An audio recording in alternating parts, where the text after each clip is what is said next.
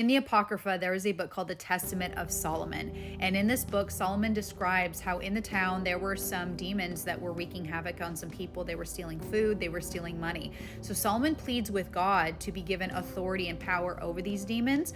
God answers his prayer, sends the archangel Michael down with a ring. And when Solomon wears the ring, he is given authority over these demons, and he starts to line them up and talk to them one-on-one. Well, in Turkey, at an ancient military camp, they found an amulet that depicts this exact story. A 5th century amulet depicting the demon-fighting King Solomon, I'm actually going to read you parts of the story here in a second, has been found by archaeologists in Turkey, referencing a book banned from the Bible for including themes of dark magic. The amulet was found among the ruins of a military structure. You know what's fascinating to me? This is what they're just telling the public that they found. At an ancient military camp in Turkey where Noah's Ark is, where all of this other stuff is, I guarantee you that they found way more than just this amulet.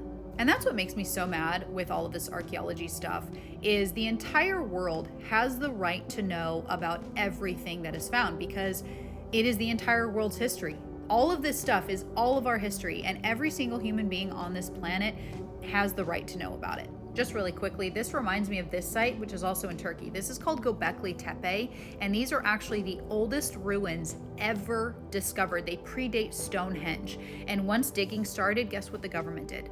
They came in, put a complete halt to all excavations, and they actually postponed all digging for like 100 years or something. There were protests, there was media coverage. It was a huge ordeal because people were saying, like, this is the world's history. If this is the first civilization ever, we deserve to know what is in here, but nobody ever will. Okay, so back to the Testament of Solomon. So it says, Testament of Solomon, son of David, who was king in Jerusalem and mastered and controlled all spirits of the air, on the earth, and under the earth.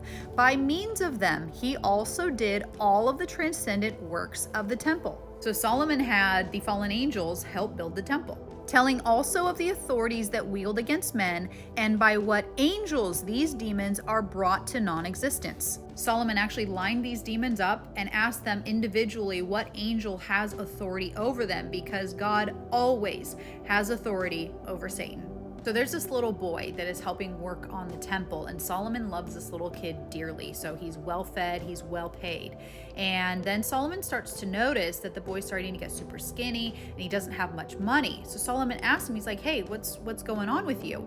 And the boy tells him that when he falls asleep, there's a demon that comes and takes his food and takes his money. When I, Solomon, heard this, I entered the temple of God and prayed with all of my soul, day and night, that the demon might be delivered into my hands and that I might gain authority over him.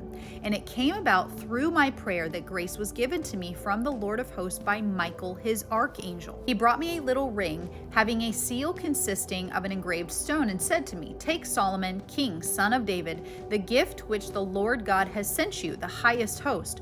With it you must lock up all demons of the earth, male and female, and with their help you will build up Jerusalem. Solomon actually gives the boy the ring and tells the boy, when the demon's coming at you, throw the ring at his chest, and in the name of the Lord, tell the demon that I am summoning him. And of course, the demon was pissed because he knows that Solomon has the power of God. And this passage, if you guys want to pause and read, tells us that not only is astrology demonic, but that demons can take whatever form they want. So Solomon assigned this demon to stone cutting for the temple, and he's pleading with Solomon. He's like, please let me go.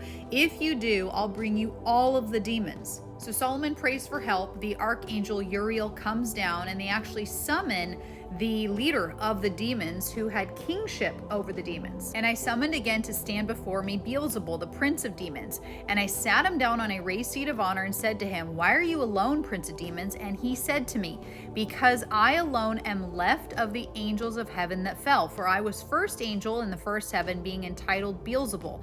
And now I control all those who are bound in Tartarus. But I too have a child, and he haunts the Red Sea. So Solomon actually meets Lilith. And what's crazy to me is I have scrolled past videos on this app of people who are openly talking about how they serve Lilith. So Lilith goes on to tell Solomon that her goal is to take out babies during childbirth. So if you've ever wondered why certain things happen on this earth, people out there, they blame God.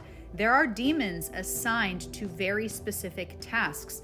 There's another part in this story where there's a demon that tells Solomon that he's assigned to newlyweds to break them up. So, Satan hates us, and he's very cunning, he's very smart, and he has a lot of minions. He has a very vast army, and they are assigned to very specific tasks. Lilith is a horrendous spirit. She says, "For I have no work other than the destruction of children, and the making their ears to be deaf, and the working of evil to their eyes, and the binding their mouths with a bond, and the ruin of their minds, and painting of their bodies." Here's the awesome part though. "And I, Solomon, having heard this and having glorified the Lord, ordered her hair to be bound, and that she should be hung up from the front of the temple of God, and that all the children of Israel as they pass might see it, and glorify the Lord God of Israel, who has given me this authority." I will warn you, if you do read this story, it does have a sad ending. King Solomon took all of these wives, then he fell violently, quote, violently in love with one woman, and her people worship Moloch. So they said, if you want her, you got to sacrifice to Moloch. And he did. He actually surrendered to Moloch.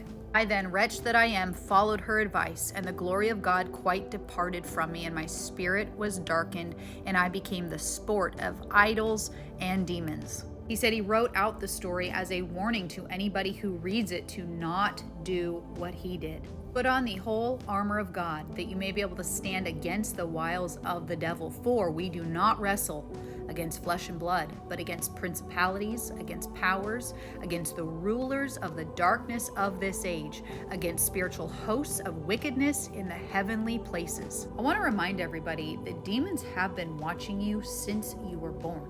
They know you. They know your insecurities, they know your weaknesses, they know your weak spots, and they know where to target you and what to tempt you with. This is a very real spiritual battle on a second-by-second basis. And if you are not constantly connected with the God that overcomes evil, the one who died for you, you will lose this battle.